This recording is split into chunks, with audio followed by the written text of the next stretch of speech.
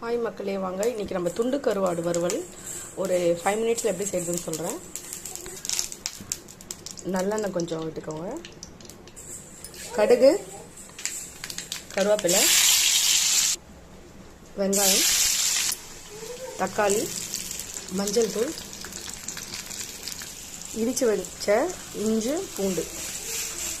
இப்போது மஞ்சள் போட்டு நல்லா சுடுதண்ணில் வச்சு அலசி கட் பண்ண துண்டு கருவாடு இதில் ஆட் பண்ணிக்கலாம்.